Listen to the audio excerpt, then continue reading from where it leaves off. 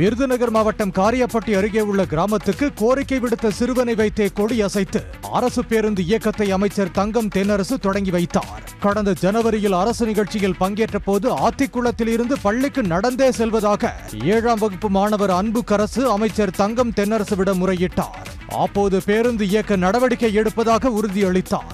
அதன் பேரில் காரியாப்பட்டியில் இருந்து திருச்சுழி செல்லும் அரசு பேருந்து ஆத்திக்குளம் வழித்தடத்தில் செல்லும் வகையில் சிறுவன் அன்புக்கரசு மூலம் கொடியசைத்து தொடங்கி வைத்தார்.